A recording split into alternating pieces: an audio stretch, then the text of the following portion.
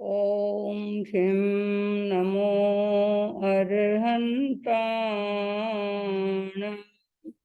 ॐ ह्रीं नमो सिद्धाणम्। ॐ ह्रीं नमो आयर्याणम्। ॐ ह्रीं नमो उवज्जायाणम्। ॐ ह्रीं नमो लोये सप्पसाहूणम्। ॐ ह्रीं नमो अर्हन्ताणम्। ॐ ह्रीं नमो सिद्धाणम्। ॐ ह्रीं नमो आयर्याणम्। ॐ ह्रीं नमो उवज्जायाणम्। ॐ ह्रीं नमो लोये सप्पसाहूणम्।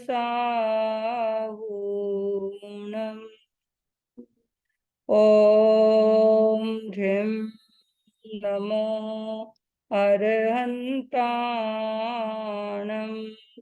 ॐ ह्रीं नमो सिद्धाणम्।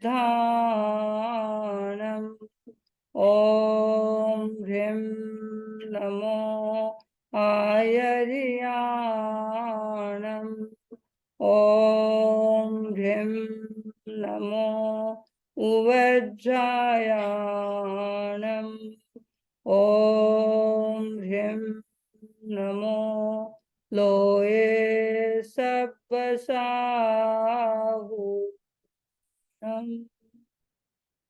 ऐसो पंचनमुक्कारो सब पावपनाशनो मंगलाणं च सव्येशिं पद्मं हवै मंगलम्। पद्मं हवै मंगलम्। नात्यद्भुतं भुवनभूषण भूतनाथ। भूतैर्गुणैर्भुवि भवन्तमभिष्टुवन्तः। तुल्या भवन्ति भवतो ननु तेन किं वा। भूत्याश्रितं य इह नात्मसमं करोति। भूत्याश्रितं य इह नात्मसमं करोति। आराध्य देव के सुपावन चरणों में शत वंदना। उपस्थित धर्म प्रेमी भाइयों एवं बहनों, आज पर्युषण का अंतिम दिन संवत्सरी का दिन है। जैसा कि मैंने पहले दिन कहा था, पर्युषणा का अर्थ ऐसे तो निकट रहना है, लेकिन मूल अर्थ है संवत्सर, साल का एक दिन। तो आज का दिन मूल दिन है, जो बड़ा महत्वपूर्ण दिन है, और आज के ही दिन को मना करके व्यक्ति को अपने जीवन में आगे बढ़ना है। तो आज हम सबसे पहले एक गीत का संगान करेंगे, जो गीत हमें ये बताता है कि संवत्सरी क्या है और संवत्सरी की आराधना कैसे करनी है, क्या करना है संवत्सरी के दिन, और किस प्रकार से हम संवत्सरी को मनाएं। इस एक गीत के माध्यम से पूरा विवरण आपके सामने आ सकता है। गीत आचार्य श्री महाप्रज्ञ जी के द्वारा रचित है। आत्मा की पोथी पढ़ने का, आत्मा की पोथी पढ़ने का यह सुंदर अवसर आया है, सोपान यही है चढ़ने का, सोपान यही है चढ़ने का, मस्तिष्क मनुज का पाया है, मस्तिष्क मनुज का पाया है। संवत्सर का संदेश सुने, संवत्सर का संदेश मतलब संवत्सरी का संदेश क्या है, क्या करना है। संवत्सर का संदेश सुने, निर्मल मन निर्मल काया है, निर्मल मन निर्मल काया है, आत्मा की पोथी पढ़ने का। तो संवत्सर का पहला संदेश है, आज के दिन आप स्नान बाहर का करें या ना करें, क्योंकि संवत्सरी का दिन है, लेकिन अंदर का स्नान करके मन को और तन को दोनों को निर्मल बनाना है।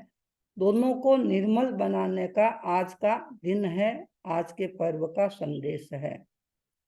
जीवन में बहुत सारी पुस्तकें पढ़ते हैं और उन पुस्तकों को पढ़ करके बाहर का ज्ञान हासिल करते हैं, लेकिन आज बाहर की पुस्तक पढ़े या ना पढ़े, लेकिन आत्मा की पुस्तक को पढ़ना है।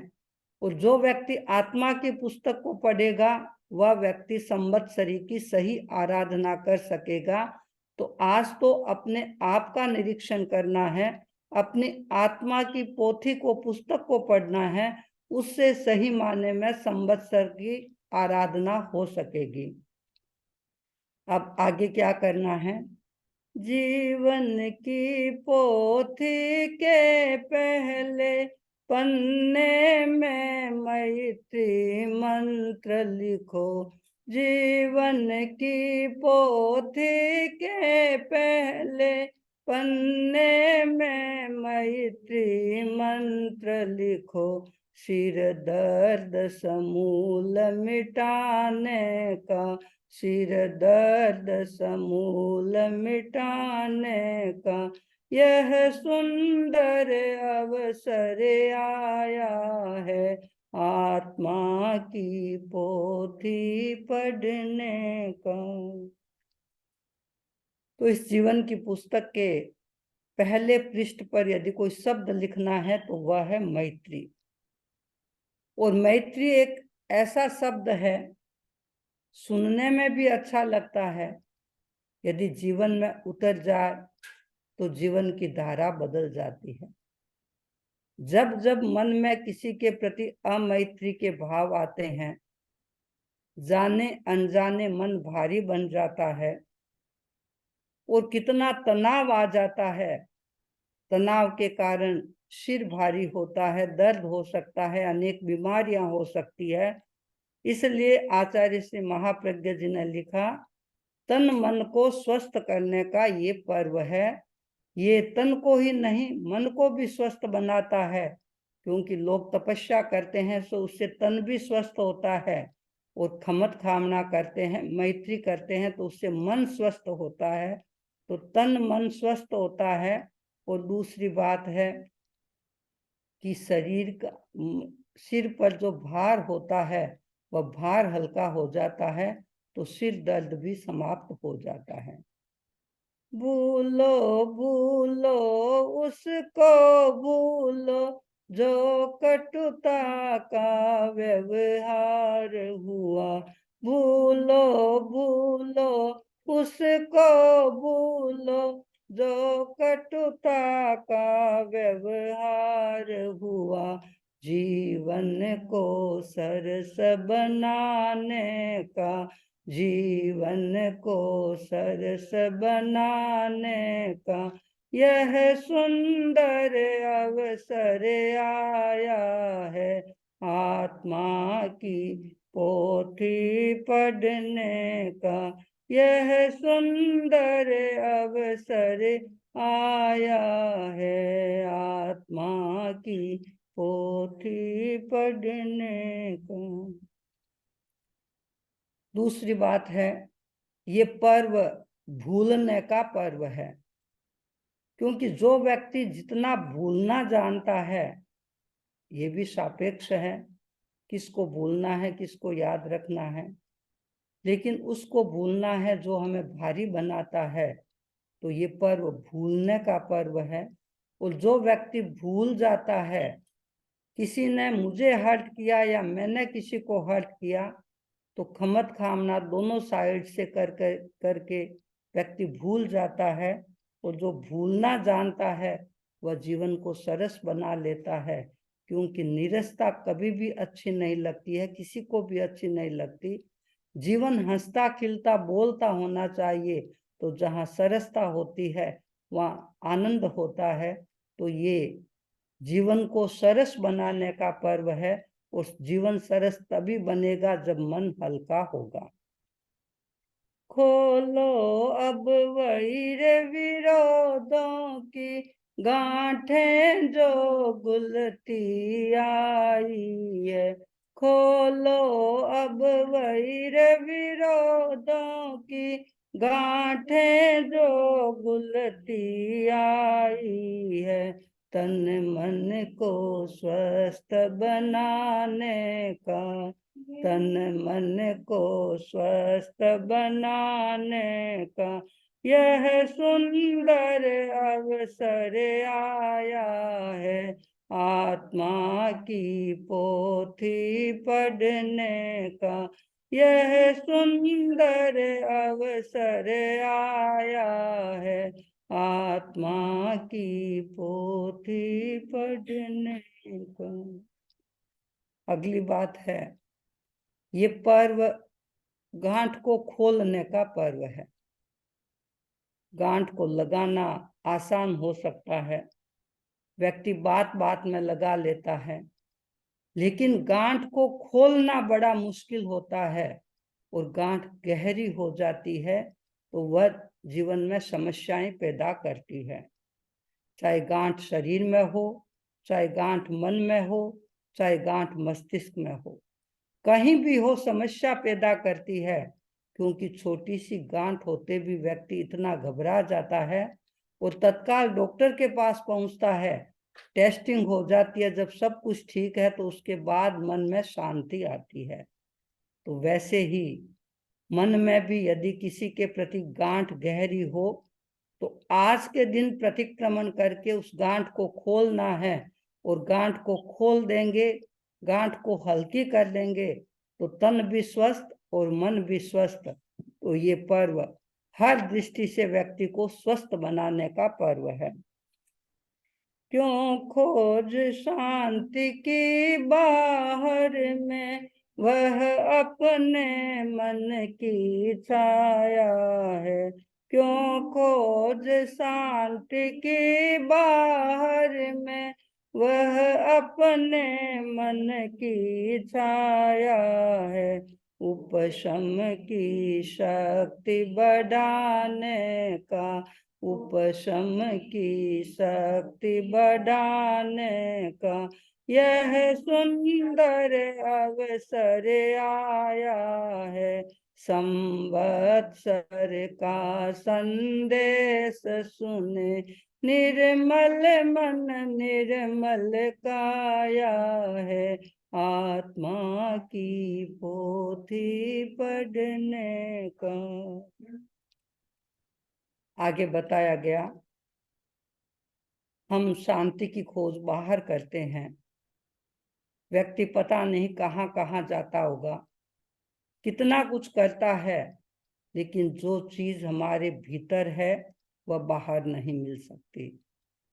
जिस शांति की खोज है वह शांति व्यक्ति को कहीं बाहर नहीं, अपने स्वयं के भीतर है। और वह शांति तब प्राप्त हो सकती है जब उपशम की शक्ति बढ़ती है। उपशम का मतलब मन बिल्कुल शांत हो, कषाय शांत हो, क्रोध मान माया लोभ की तीव्रता न हो, कषाय शांत होंगे, उपशम होगा, तो व्यक्ति अपने आप भीतर जा पाएगा। और जो भीतर जाएगा वह कुछ खजाना प्राप्त कर सकता है। और जीवन में आनंद को प्राप्त कर सकता है। आगे कहा, सहना सीखो, कहना सीखो, रहना सीखो दिनचर्या में। सहना सीखो, कहना सीखो, रहना सीखो दिनचर्या में। मृदुता की ज्योति जलाने का, मृदुता की ज्योति जलाने का यह सुंदर अवसर आया है। आत्मा की पोथी पढ़ने का। 3 बातें यदि जीवन में आ जाती है, जीवन बड़ा सहज बन जाता है। पहला है सहना सीखो। जो व्यक्ति सहन करना जानता है वह व्यक्ति हर परिस्थिति को पार कर लेता है, हर परिस्थिति के साथ समझौता कर लेता है। जो सहता है वह रहता है। जो सहन करना नहीं जानता वह टूट जाता है, और टूटने के बाद आप जानते हैं कोई वस्तु टूट जाती है तो उसका उपयोग कितना होता है। तो सहन करना सीखें। दूसरा है कहना सीखें। किसी को कहना भी पड़ता है कभी, तो कैसे कहें। एक ही वाणी होती है, एक ही बात कोई व्यक्ति कहता है, लेकिन एक व्यक्ति के कहने से उस बात से व्यक्ति सहमत हो जाते हैं, सामने वाले व्यक्ति आकृष्ट हो जाते हैं, और एक व्यक्ति बोलता है वही बात कहता है, लेकिन उसी अपनी बात से शत्रु भी बना लेता है। एक व्यक्ति उस बात से मित्र बनाता है, एक शत्रु बना लेता है। एक व्यक्ति अपने प्रतिकूल वातावरण खड़ा कर लेता है, एक व्यक्ति अनुकूल वातावरण बना लेता है। जो व्यक्ति कहने की कला को जानता है, तो आचार्य वर ने लिखा, कहना सीखो। पहला सहना सीखो, दूसरा कहना सीखो, और आज के दिन ये भी संकल्प हो कि मेरी दिनचर्या कैसी हो, दिनचर्या में रहना सीखो। एक लाइफ स्टाइल होनी चाहिए, जीवन में एक संतुलन होना चाहिए। यदि जीवन में संतुलन होता है तो व्यक्ति कभी भी परिस्थिति से ज्यादा प्रभावित नहीं होता है। यदि केवल बाहर में ध्यान होता है तो बहुत सारी समस्याएं पैदा हो जाती है। आज हम बहुत सारी समस्याओं के बारे में जानते हैं, कितना व्यक्ति को प्रभावित करती है। यदि दिनचर्या सही हो तो व्यक्ति का जीवन सही बन सकता है। जो व्यक्ति कहना जानता है, जो सहना जानता है, और जो दिनचर्या में रहना जानता है, उसके जीवन में मृदुता होती है। मृदुता से जीवन सरस बनता है। और ये संवत्सरी का दिन यही संदेश देता है कि जीवन में सरसता आए, कहीं नीरसता न रहे। हो वार्षिक आत्मनिरीक्षण भी क्या पाया है, क्या खोया है। हो वार्षिक आत्मनिरीक्षण भी क्या खोया है, क्या पाया है। आत्मा का वीर्य जगाने का, आत्मा का वीर्य जगाने का यह सुंदर अवसर आया है। आत्मा की पोथी पढ़ने का यह सुंदर अवसर आया है। आत्मा की पोथी पढ़ने का। तो आज का दिन वार्षिक विश्लेषण का दिन है, एक साल का लेखा जोखा करने का दिन है।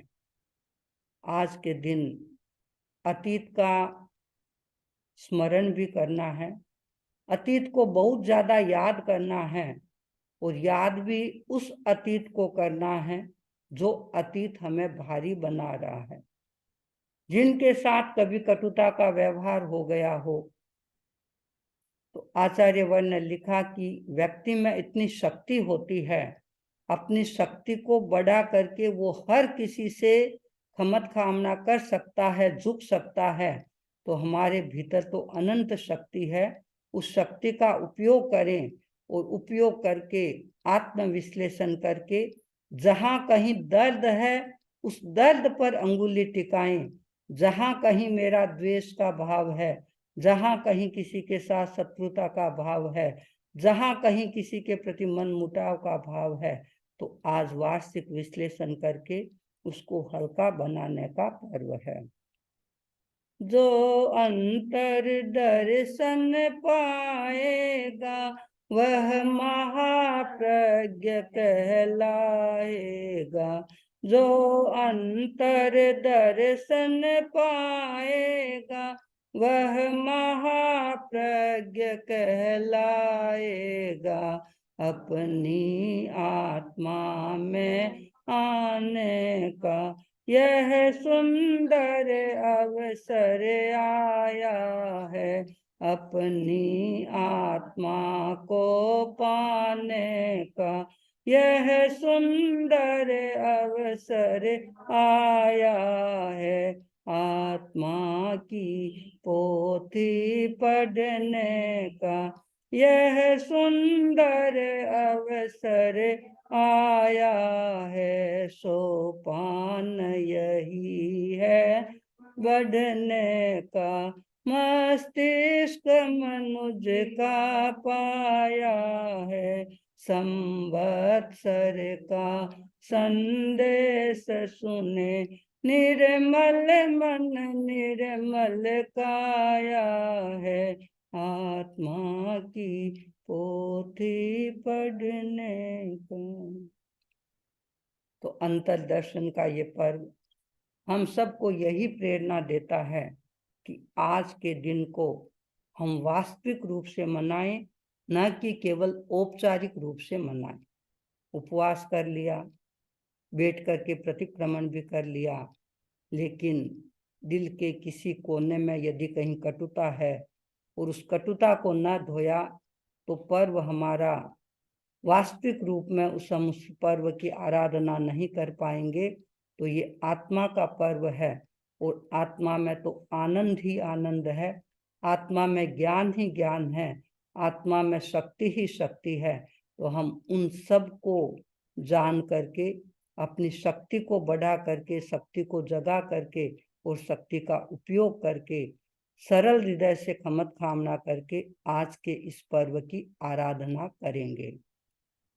संवत्सरी के दिन क्योंकि प्राय लोगों के उपवास होता है और हमने हिंदुस्तान में देखा आज के दिन जहाँ भी साधु साध्वियों के चातुर्मास होते हैं, समनी जी के सेंटर है या बहुत सारी जगह उपासक उपासिकाएं जाते हैं, अलग अलग धर्मों के सभी जगह आज पर धूमधाम से संवत्सरी पर्व की आराधना करते हैं।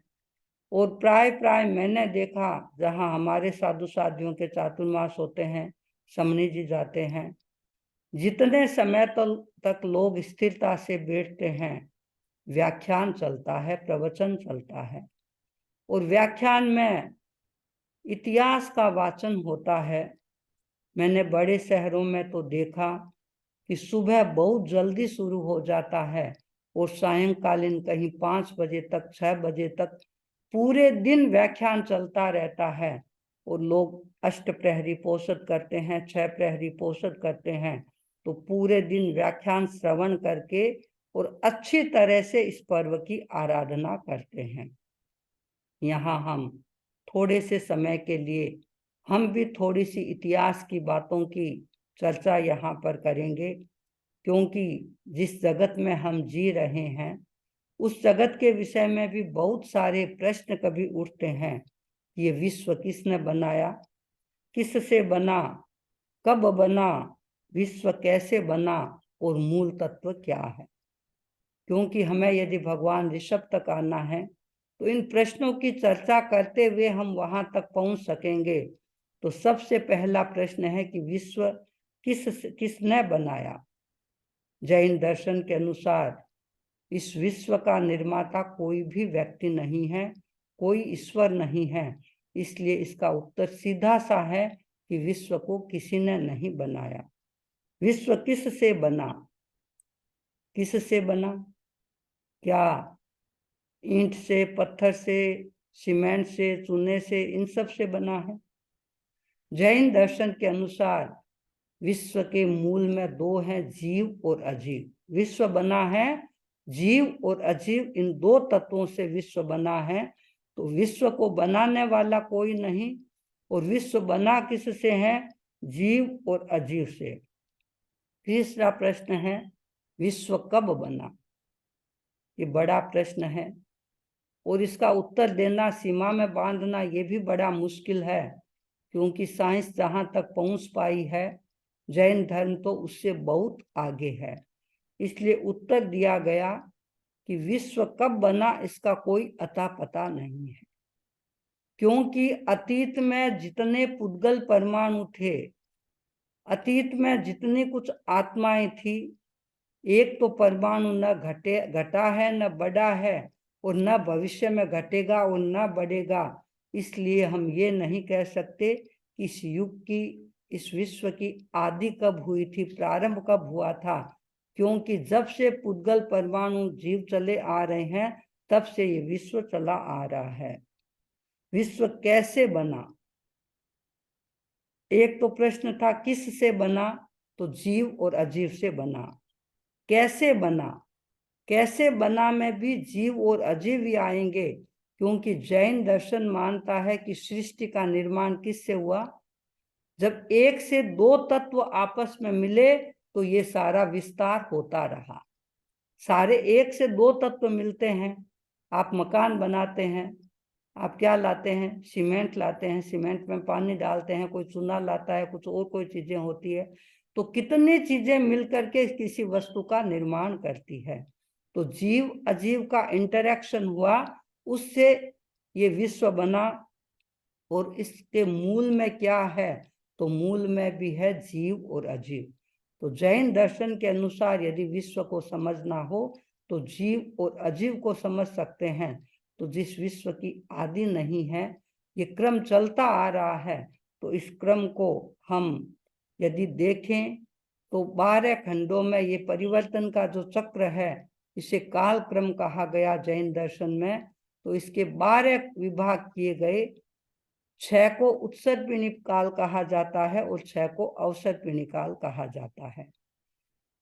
6 का एक भाग होता है उत्सर्पिणी काल, जिसमें हर चीज आगे से आगे बढ़ती रहती है, प्रोग्रेस होता रहता है, उत्कर्ष ही उत्कर्ष होता है। और अवसर्पिणी काल आता है तो हर चीज का अपकर्ष ही अपकर्ष होता है, हर चीज घटती रहती है। तो ये चक्र चलता रहता है। उत्सर्पिणी के बाद अवसर्पिणी काल, और अवसर्पिणी के बाद उत्सर्पिणी काल। अभी हम जिस युग में जी रहे हैं, जिस काल में जी रहे हैं, वह हमारा काल है अवसर्पिणी काल। और इस अवसर्पिणी काल के यदि हम तीसरे आरे में आए, क्योंकि एक एक में 6 विभाग होते हैं, तो 6 विभाग में से जो तीसरा आरा है, वो तीसरे आरे के अंत में, क्योंकि वह युग था, वो योगलिक युग था, युगलीय रहते थे। युगलीय का मतलब दो साथ में जन्म लेते थे, वो हो गया युगलिया, युगल। दो साथ में जन्म लेते, थोड़े बड़े होते, जन्मते भी साथ में और मृत्यु को भी साथ में प्राप्त कर लेते थे। तो युगलियों का युग, जो बड़े शांत होते थे, न तो ज्यादा क्रोध था, न मान था, न माया थी, न लोभ था, न कोई बहुत ज्यादा आकांक्षाएं थी, न कोई अतिरिक्त लालसा के भाव थे, बड़े शांत थे, समता में रहने वाले थे। तो ऐसे युगलियों का क्रम चल रहा था। लेकिन धीरे धीरे जैसे जैसे समय में बदलाव आया, परिस्थितियों में भी बदलाव आता रहा, और परिस्थितियों में बदलाव आने के कारण जो आवश्यकताएं उस समय कल्प वृक्षों से पूरी हो रही थी, वे आवश्यकताएं पूरी न होने लगी। और आप जानते हैं, जब कोई वस्तु का अभाव होने लग जाता है, तब समस्याएं पैदा होती है। व्यक्ति ज्यादा होते हैं, वस्तु कम होती है, तो छीना झपटी भी हो सकती है, चोरी भी हो सकती है, कुछ भी हो सकता है। तो जैसे जैसे वायुमंडल का, वातावरण का प्रभाव थोड़ा कम होता रहा, परिस्थितियां बढ़ती रही, कल्प वृक्ष व्यक्ति की आवश्यकताओं को पूरी न कर पाए, उस स्थिति में कुछ व्यवस्था की आवश्यकता थी और वह कुलकर की व्यवस्था बनी। और कुलकर की व्यवस्था में अंतिम कुलकर नाभि आए और नाभि के पुत्र थे ऋषभ। वहां तक परिस्थितियां और आगे आई और ऋषभ को मैं ज्यादा विस्तार नहीं करके थोड़ा सा ही बताऊंगी कि ऋषभ को पहले राजा बनाया गया, पहले राजा बने और ऋषभ ने सारी व्यवस्थाएं की। यदि हम ऋषभ का जीवन देखें तो ऐसा कह सकते हैं कि ऋषभ का जीवन सर्वांगीण जीवन था, पूर्णता का जीवन था। उन्होंने धर्म, अर्थ, काम और मोक्ष, ये 4 पुरुषार्थ होते हैं और भगवान ऋषभ ने चारों को अपने जीवन में जिया। धर्म को भी जिया, अर्थ को भी जिया, काम को भी जिया और मोक्ष को भी जिया। तो भगवान ऋषभ जब राजा बने और राजा बनने के बाद उन्होंने सारी व्यवस्थाएं दी। आज हम जो कुछ प्राप्त कर रहे हैं वह सब कुछ देन किसकी है? भगवान ऋषभ की है। चाहे सामाजिक व्यवस्थाएं थी, चाहे राजनीतिक व्यवस्थाएं थी, राजतंत्र का प्रारंभ किया, सामाजिक जीवन का प्रारंभ किया, व्यवसाय का प्रारंभ किया, कलाओं का विस्तार किया, 80 कृषि सब प्रकार की कलाएं सिखाई, विद्याएं सिखाई। सब कुछ यदि कोई श्रेय जाता है तो भगवान ऋषभ को जाता है। और जब भगवान ऋषभ ने देखा कि मैंने सामाजिक व्यवस्थाएं भी कर दी है, व्यवसाय की व्यवस्थाएं भी हो गई है, राजतंत्र का संचालन भी हो गया है, यदि एक व्यवस्था न कर पाए तो व्यवस्था अधूरी होगी और वह थी अध्यात्म की व्यवस्था। तो सब कुछ व्यवस्थित करने के बाद उन्होंने अध्यात्म के पथ पर अपने कदम बढ़ाए और अध्यात्म के पथ पर उनके साथ चले तो बहुत सारे लोग थे, लेकिन धीरे धीरे एक एक करके सब पीछे खिसक गए और केवल ऋषभ अकेले रह गए।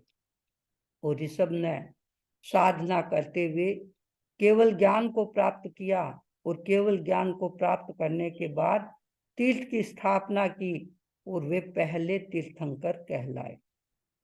भगवान ऋषभ जब दीक्षित हुए तो दीक्षा से पहले उन्होंने अपने साम्राज्य को अपने पुत्रों के बीच में विभाजित कर दिया था। भगवान के 100 पुत्र थे, 2 पुत्रियां थी और सबको राज्य दे दिया और सब अपने अपने राज्य में थे। लेकिन भगवान के सबसे बड़े पुत्र भरत, जो कि हमारे प्रथम चक्रवर्ती भी कहलाते हैं, और उनको चक्रवर्ती बनना था। तो चक्रवर्ती के लिए एक नियम होता है कि 6 खंड के सब राजा उसके अधीन रहे, सब राजाओं पर उनका अधिकार हो। तो एक एक करके भरत ने लगभग सब राजाओं को जीत लिया। जब उत्सव मनाया जा रहा था तो सामने देखा कि काफी चेयर्स खाली पड़ी थी। पूछा गया अभी आना कौन बाकी है? तो उत्तर मिला कि आपके 99 भाइयों में से एक भी भाई उपस्थित नहीं हुआ है। घर में फंक्शन हो, दूसरे कितने ही लोग आ जाए, यदि घर के भाई वहां उपस्थित नहीं होते हैं तो घर की शोभा नहीं बढ़ती है। आपके मित्र कितने ही आ जाए, दूसरे रिलेटिव्स कितने ही आ जाए, लेकिन घर के भाई यदि नहीं आते हैं तो घर की शोभा नहीं होती है। भगवान भरत को भी बड़ा अटपटा लगा, संदेश भेजा भाइयों के पास, लेकिन भाई आने को तैयार नहीं थे। उन्होंने कहा हम भरत की आज्ञा को क्यों स्वीकार करें और हमारा राज्य हम भरत को क्यों सुपुर्द करें, क्योंकि हमें पिताजी के द्वारा मिला हुआ है। सबने विमर्श किया, समाधान नहीं मिला। भगवान ऋषभ के पास पहुंचे और पहुंच करके अपनी समस्या प्रस्तुत की कि भगवान, भाई भरत हमारे से राज्य प्राप्त करना चाहता है और हम देना नहीं चाहते। यदि हम देना चाहते हैं, यदि हम अपना राज्य दें तो हम कायर बन जाते हैं, और इसके लिए यदि लड़ाई करें तो ये भी अच्छा नहीं लगता कि भगवान ऋषभ के पुत्र आपस में धन संपत्ति राज्य के लिए लड़ रहे हैं। भगवान ने कहा, अपने पुत्रों से समझाने का प्रयत्न किया और कहा, आज मैं तुम्हें एक ऐसा राज्य देना चाहता हूं जो मैंने दिया उससे बड़ा राज्य दे सकता हूं। आप जानते हैं, किसी के एक फैक्ट्री और कोई कहे मैं तुम्हें 2 फैक्ट्री दे दूं तो सहर सभी व्यक्ति स्वीकार करेंगे। और पुत्रों ने भी स्वीकार किया और भगवान ऋषभ ने उनको संयम का राजमार्ग इस राज्य पर बढ़ने की प्रेरणा दी। और कहते हैं कि 98 उसके ब्रदर्स सब के सब भाई दीक्षित हो गए। उत्सव चल रहा था, लेकिन फिर भी चक्रवर्ती के एक चक्र होता है, जब तक वो चक्र आयुधशाला में प्रवेश नहीं करता तब तक वो चक्रवर्ती नहीं कहला सकता। संदेश दिया गया कि चक्र आयुधशाला में नहीं जा रहा है। भरत ने कहा, अब तो सब राजाओं को जीत लिया, कौन अवशिष्ट रहा है? उत्तर देने में मंत्री थोड़ा संकोच का अनुभव कर रहा था, क्योंकि उसने सोचा 2 भाइयों के बीच का मामला है, मैं क्यों बीच में आऊं। लेकिन जब उत्तर देना था तो उसने कहा, अभी तक बाहुबली नहीं आए हैं। बाहुबली के पास संदेश भेजा गया और जब संदेश वाहक बाहुबली के पास पहुंचा, जैसे ही उसने कहा, मैं भाई बाहुबली के पास से आया हूं, संदेश लेकर के आया हूं, भरत के पास से आया हूं, संदेश लेकर के आया हूं, बाहुबली तत्काल संभल गए और कहा, क्या बात है भाई भरत, खुश तो है ना? उसे कोई आवश्यकता है, कोई समस्या आ गई? यदि कोई समस्या है तो मैं भी तत्काल चलने को तैयार हूं। संदेशवाहक ने कहा, समस्या तो यही है कि अभी तक आप अपने भाई के पास पहुंचे नहीं हैं। आपने अपने राज्य का विलीनीकरण भाई में नहीं किया है और भाई को राजा स्वीकार नहीं किया है। ये बात सुनते ही बाहुबली की भ्रिकुटी तन गई, क्योंकि बाहुबली बहुत शक्तिशाली पराक्रमी था और बाहुबली के सामने आना हर किसी के बस की बात भी नहीं थी। बाहुबली ने कहा, संदेशवाहक से दूत, तुम जाकर के भरत को कह देना, यदि शांति से वो अपने स्थान पर बैठे तो ठीक है, अन्यथा तो हम युद्ध स्थल पर ही मिलेंगे। और कहते हैं दोनों भाई युद्ध के लिए आमने सामने आ गए। युद्ध प्रारंभ हुआ, वर्षों तक युद्ध चलता रहा, अनेक व्यक्ति मारे गए। आखिर देववाणी हुई, आत्मा की वाणी हुई या देववाणी हुई कि बात तो 2 भाइयों के बीच की है, बेचारे इतने प्राणी ऐसे ही मारे जा रहे हैं, तो अच्छा हो ये युद्ध 2 भाइयों के बीच में हो। और 2 भाइयों के बीच में 4 प्रकार का युद्ध हुआ। बाहुबली चारों में जीत गए, भरत हार गए। मैं उन सब का विवेचन नहीं करूंगी। और अंत में निष्कर्ष ये निकला कि भरत ने सोचा कि सब तरह से मेरी पराजय हो गई है और निर्णय ये था कि चक्र चलाना नहीं है, लेकिन भरत ने बाहुबली पर चक्र भी चला दिया और वह चक्र वापस प्रदक्षिणा करके भरत के पास आया। बाहुबली इतने उत्तेजित हुए, क्रोध में भाई को मारने के लिए मुट्ठी उठाई और कहते हैं उसी समय देवताओं ने या देववाणी ने कहा, बाहुबली क्या कर रहे हो? क्या नई परंपरा का सूत्रपात कर रहे हो? आने वाला युग क्या ये कहेगा कि छोटे भाई ने बड़े भाई पे हाथ उठाया था, छोटे भाई ने बड़े भाई को पर मुष्टि का प्रहार किया था? क्या तुम ऐसा नया सूत्रपात करने जा रहे हो? कहते हैं उसकी मुट्ठी वहीं रुक गई, लेकिन बाहुबली ने कहा कि जो मुट्ठी उठ गई है वह वापस नीचे नहीं आएगी। उसने कहा, जो भाई के सिर पर नहीं चलेगी वह अब मेरे सिर पर उसका प्रयोग करूंगा। और कहते हैं उसी समय अपने हाथों से लुंचन करके साधु बन गए। 1 वर्ष तक साधना में खड़े रहे। अहंकार प्रबल था या कम था यूं कहूं। सब कुछ छोड़ा, लेकिन मन में ये था कि मेरे छोटे भाई वहां दीक्षित है, मैं उनके चरणों में कैसे झुकूंगा। जहां आत्मा का प्रसंग है वहां कोई छोटा कोई बड़ा नहीं होता। ये तो व्यवहार की बातें होती है, कौन छोटा कौन बड़ा, किसको सम्मान दे किसको असम्मान करे। लेकिन जहां आत्मा का प्रश्न है वहां तो सब आत्माएं सम्मान है। 1 साल तक खड़े रहे, लेकिन 1 साल के बाद जब बहनों ने आकर के भाई को अवबोध दिया, भाई अब तो हाथी से नीचे उतरो।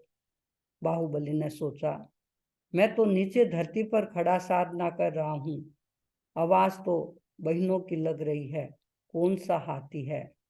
आखिर चिंतन किया, गहराई में उतरे और लगा कि मैं अहंकार के हाथी पर बैठा हुआ हूं। मन से सरल बने, सब कुछ बुरे भावों को दूर किया, अशुभ चिंतन को हटाया। जैसे ही अहंकार हटा, कदम आगे बढ़ाए और केवल ज्ञान की प्राप्ति हो गई। देखिए, केवल ज्ञान प्राप्त करना कितना सरल भी है और कितना मुश्किल भी है।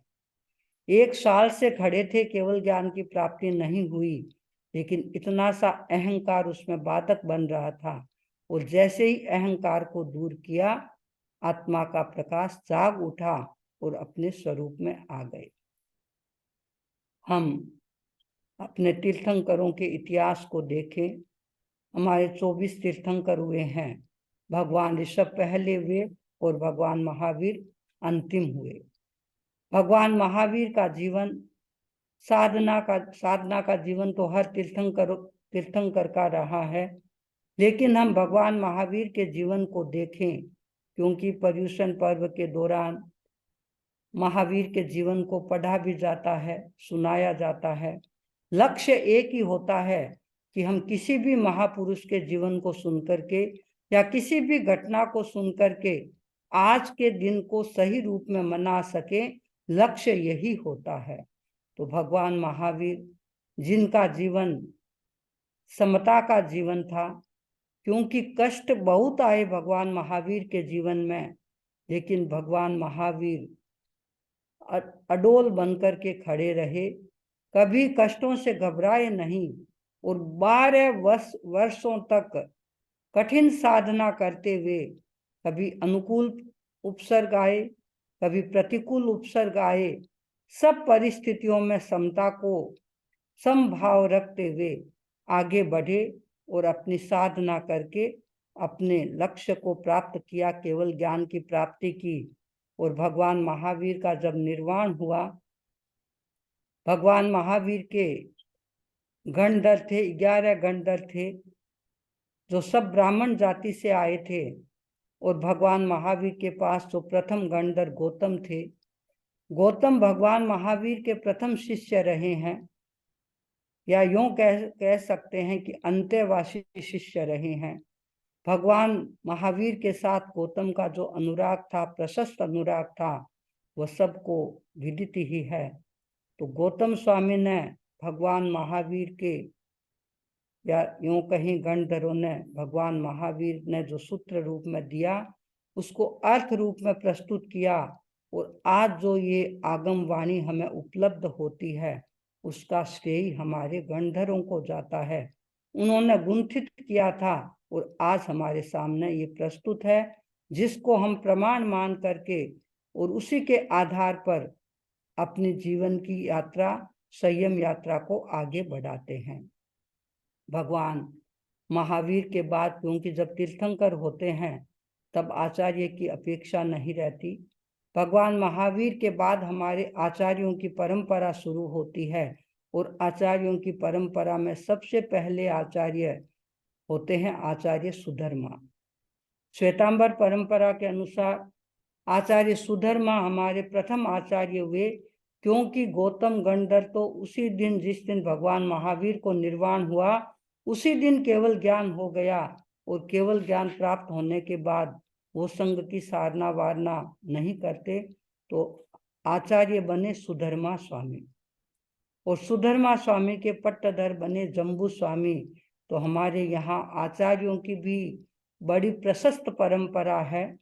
समय समय पर आचार्यों ने किस प्रकार से जैन शासन की सुरक्षा के लिए प्रयास किए हैं, क्योंकि एक हमारा आगम युग आता है, एक मध्य युग आता है, उसे तार्किक युग कहा जाता है। आगम युग में आगम के अनुसार चले। हमारे कुछ आचार्य थे जो आगमों के आधार पर चल करके अपना कार्य किया, लेकिन जब तर्क का युग आया, दूसरे धर्मों के साथ अपने आप को खड़ा रखना था, उस समय तर्क युग में, प्रमाण के युग में ऐसे बहुत सारे ग्रंथों का निर्माण किया जहां पर उनके साथ खड़े रह सके। और हमारे ऐसे अनेक आचार्य हैं, आचार्य उमा स्वाति, आचार्य कुंद कुंद, और भी बहुत सारे आचार्य हैं जिन्होंने आध्यात्मिक दृष्टि से बहुत कार्य किया। तो तर्क प्रधान आचार्य भी हमारे बहुत सारे रहे हैं। आचार्य समंत भद्र, आचार्य अकलंक, आचार्य वादिदेव सूरी, यशो विजय जी, और भी बहुत सारे आचार्य हुए हैं जिन्होंने तर्क को, आचार्य सिद्धसेन, जिन्होंने इतने शक्तिशाली तर्क प्रस्तुत किए और उनके सामने लोहा ले सके। तो हमारे ऐसे बहुत सारे आचार्य हुए हैं जिन्होंने योग के विशिष्ट ग्रंथों की रचना की है। और आज हमारे सामने यदि जैन योग का जो प्रारूप आता है, उसमें उन आचार्यों का बड़ा योगदान है कि जैन आगमों के आधार पर भी उन्होंने योग की व्याख्या की। उसके बाद मध्यवर्ती काल में दूसरों से प्रभावित होकर की भी कुछ बातें दी। और अंत में अभी योग की चर्चा करें तो मैं आचार्य तुलसी और आचार्य महाप्रज्ञ का नाम भी ले सकती हूँ कि उन्होंने भी हमारे जैन शासन में एक ऐसी पद्धति को प्रारंभ किया जो हमारे जैन शास्त्रों पर आधारित है, वह है प्रेक्षा पद्धति।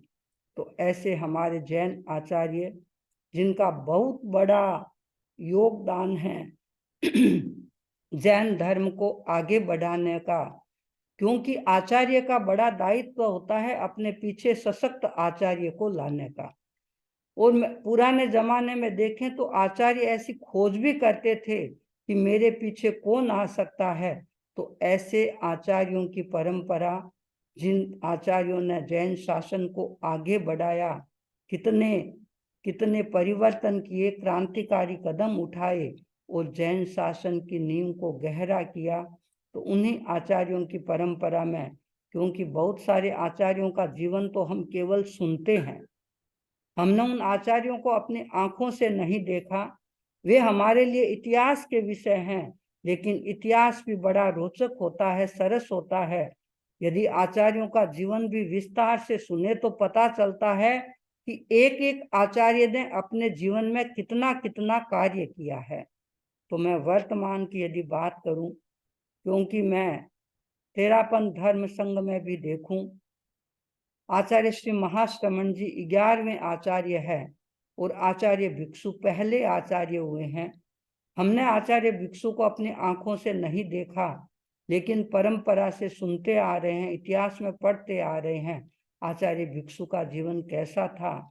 और मुझे तो ऐसा लगता है कि आचार्य तुलसी ने जब तेरापन प्रबोध लिखा तो हमें ऐसा लगा कि आचार्य भिक्षु को ऐसा सजीव हमारे सामने प्रस्तुत कर दिया है। तो उनकी साधना भी बड़ी गंभीर थी और उन्होंने जो धर्म के रहस्यों को प्रकट किया वो सचमुच अपने आप में अद्भुत थे। उन्होंने धर्म की छोटी छोटी परिभाषाएं दी। उन्होंने कहा त्याग धर्म है, भोग अधर्म है, हृदय परिवर्तन है वहां धर्म है, बल प्रयोग है वहां अधर्म है, धन से धर्म नहीं होता है, जहां प्रलोभन है, जहां भय है वहां धर्म नहीं होता। उस समय की परिस्थितियों में उन्होंने जो ये छोटी छोटी परिभाषाएं दी, ये धर्म के रहस्य को उद्घाटित करती है और मूल तत्व तक पहुंचने के लिए व्यक्ति को विवश करती है कि आखिर धर्म क्या है। धर्म वहां है जहां हृदय की पवित्रता है, धर्म वहां है जहां त्याग है, संयम है। और उन परिस्थितियों में उन्होंने बहुत कुछ सहन किया, क्योंकि उनको तो वर्षों तक रोटी भी नहीं मिली, रहने के लिए मकान नहीं मिला, लेकिन उन्होंने कहा मैंने सत्य के लिए घर को छोड़ा है, और सत्य के आधार पर वे आगे बढ़ते रहे और उसी के कारण आज उनका ये धर्म संघ चल रहा है। आचार्यों की परंपरा में हमने आचार्य तुलसी को देखा। आचार्य तुलसी बड़े क्रांतिकारी आचार्य थे, साहसिक थे और श्रमशील थे। भाग्य ने भी उनका साथ दिया और अनेक नए कार्य उन्होंने प्रारंभ किए। परंपरा को सुरक्षित रखते हुए अनेक नए कार्य प्रारंभ किए, युग के अनुरूप उन्होंने कार्य किए और आज बहुत सारे अवदान उनके धर्म संघ के लिए लाभकारी सिद्ध हो रहे हैं। उनके बाद आचार्य महाप्रज्ञ जी, जिन्होंने, वे तो ऐसा कह सकते हैं कि एक विश्वकोश के रूप में थे। यद्यपि वो कभी स्कूल तो नहीं गए। जब बॉम्बे में वो लेक्चर लेकर के निकले थे, बहुत सारे प्रोफेसर्स उनके साथ में थे और उन्होंने पूछ लिया, आचार्य जी आपने कौन सी यूनिवर्सिटी में अध्ययन किया है? आचार्य महाप्रज्ञ ने सोचा क्या बताऊं, टमको जैसे गांव में जन्मा, कभी स्कूल का दरवाजा भी नहीं देखा और ये पूछ रहे हैं कि कौन सी यूनिवर्सिटी में पढ़े हैं। लेकिन उत्तर देते हुए कहा, क्योंकि आचार्य महाप्रज्ञ थोड़े पीछे चल रहे थे, आचार्य तुलसी थोड़े आगे चल रहे थे और आचार्य महाप्रज्ञ जी ने कहा, मैंने तुलसी विश्वविद्यालय में अध्ययन किया है। सभी प्रोफेसर्स ने सोचा, भारत में जितनी यूनिवर्सिटीज है, कभी इस यूनिवर्सिटी का नाम भी नहीं सुना। कहा, मुनि जी याद नहीं आ रहा है ये यूनिवर्सिटी कहाँ है? आचार्य वर ने कहा, देखो ये जो आगे आगे चल रहे हैं ना, इस यूनिवर्सिटी में मैंने अध्ययन किया है। तो आप समझ सकते हैं कि जिस बालक ने कभी स्कूल में प्रवेश नहीं किया, वे ये कहते थे कि मेरी माँ ने मेरी पढ़ाई पर सिर्फ में 75 पैसे खर्च किए। कितने? 75 सेंट्स। आज तो शायद 75 लाख रुपए कोई अपने बेटे की पढ़ाई पर खर्च कर सकता है। उनकी माँ ने तो केवल 75 सेंट्स किए थे और आज उनके लिटरेचर पर कई लोग पीएचडी कर रहे हैं। संस्कृत के धुरंधर विद्वान, प्राकृत के, मैं तो, मुझे सौभाग्य मिला जब उनकी शताब्दी मनाई गई तो उनका वाङ्मय का काम करना था और अनेक व्यक्ति उसके साथ जुड़े, एक मुझे भी उसके साथ जुड़ने का अवसर मिला और 3.5 वर्ष तक हमने जैन विश्व भारती के प्रांगण में बैठ करके आचार्य महाप्रज्ञ वाङ्मय का कार्य किया। और जब हम उन ग्रंथों का पारायण कर रहे थे तो मुझे ऐसा लगा कि शायद ऐसा कोई विषय न रहा होगा जो आचार्य महाप्रज्ञ के लेखनी का विषय न बना हो। और वे कोई भी बात कहते तो वर्तमान संदर्भ में कहते थे। चाहे वो संवत्सरी को प्रस्तुत करते तो भी संवत्सरी कैसे वर्तमान समस्या का समाधान है, पर्युषण कैसे वर्तमान समस्या का समाधान है। तो उनका साहित्य आज जन जन के लिए पठनीय भी है, आदरणीय भी है। तो उन्होंने ऐसा समृद्ध साहित्य दिया। मुझे ऐसा लगता है कि व्यक्ति तो अमर नहीं होता, लेकिन यदि व्यक्ति कुछ लिख जाता है, उसके विचार अमर हो जाते हैं। तो आचार्य महाप्रज्ञ, जिनका जीवन बड़ा साधनाशील था, क्योंकि जो व्यक्ति कभी पढ़ा नहीं तो आप समझ सकते हैं कि बाहर की पढ़ाई नहीं, उन्होंने जो कुछ लिखा वो भीतर से लिखा था, भीतर से आया था। तो आचार्य महाप्रज्ञ हमारी इस परंपरा में 10वें आचार्य हुए हैं और वर्तमान में आचार्य श्री महाश्रवण जी, जो वर्तमान में अभी मुंबई में नंदन वन में विराज रहे हैं। कल हमें बताया गया जब वहाँ का पर्युषण पर्व का दृश्य था तो आचार्य वर ने कहा, ये नंदन वन तो आज तपोवन जैसा हो गया है। हजारों हजारों लोग एक साथ बैठ करके सामायिक कर रहे हैं, स्वाध्याय कर रहे हैं, प्रवचन का श्रवण कर रहे हैं, और भी कितना कर रहे हैं और कितनी तपस्याएं हुई है। क्योंकि हम आए थे तब तक लगभग 100 मास खमन हो चुके थे, तो अब तो और आगे बढ़ गए होंगे। तो आचार्य श्री महाश्रवण जी के सानिध्य में अभी मुंबई में नंदन वन में पर्युषण पर्व का क्रम चल रहा है। अब तो वहां पे तो प्रतिक्रमण हो गया है संवत्सरी का, खमत खामना हो गया होगा, सुबह और हो जाएगा।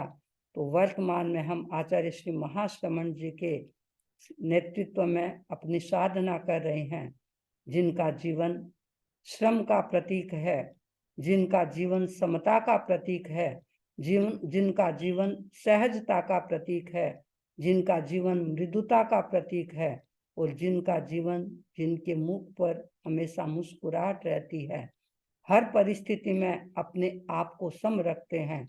तो आचार्य श्री महाश्रमण जी, जिन्होंने आचार्य बनने के बाद बहुत लंबी लंबी यात्राएं की है, अनेक लोगों के साथ संपर्क किया है और जैन शासन को आगे बढ़ाने का प्रयत्न किया है और जैन शासन की प्रभावना की है।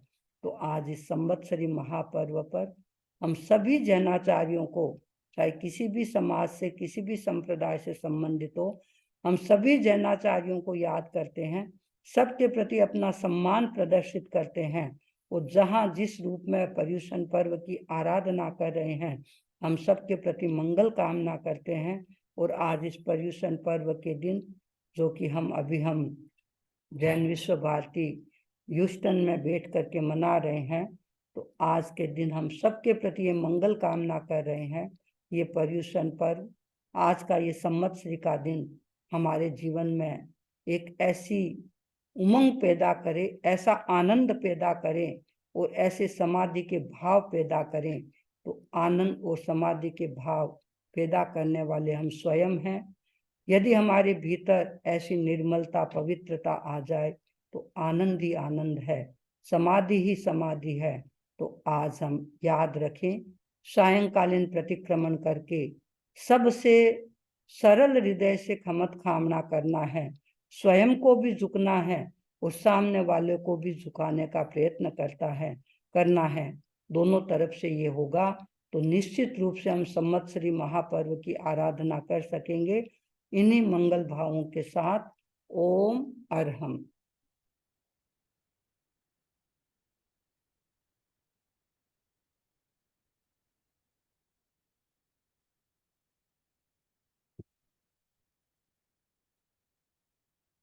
मंगल पाठ, हाँ।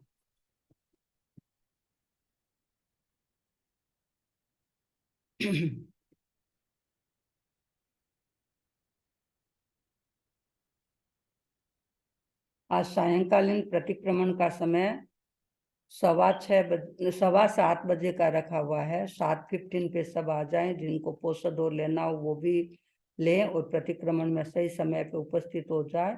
और उससे पहले थोड़ा मंत्र का जप 6 बजे से थोड़ी आलोचना ये सब करवाएंगे, तो जिनको जैसी सुविधा हो उस अनुसार जुड़ सकते हैं। सुने मंगल पाठ।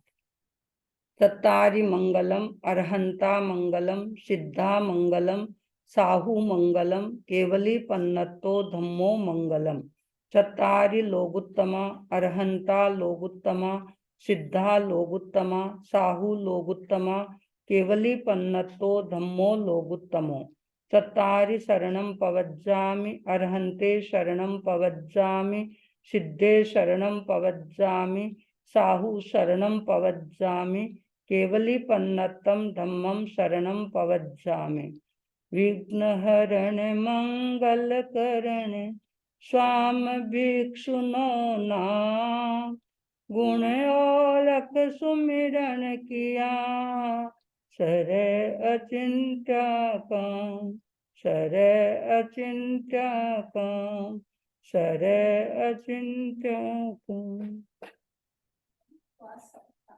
हाँ, जिनको भी उपवास का प्रत्याख्यान करना है हाथ जोड़े। नमो अरहंतानंग, नमो सिद्धानंग, नमो बचावनंग। कल सूर्योदय तक देव गुरु धर्म की साक्षी से तीनों आहार के त्याग है, सूर्यास्त बाद चारों आहार के त्याग है।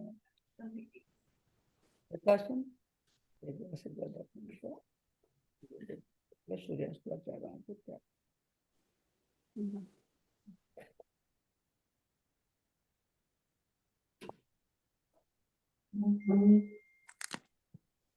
नमन स्वामी साथ वंदामि स्वामी जी, वंदामि नमन स्वामी स्वामी जी, वंदामि नमन स्वामी स्वामी। अरे वंदामि महाराज। हाँ, वंदामिनी स्वामी समझी जी। हाँ अरहम।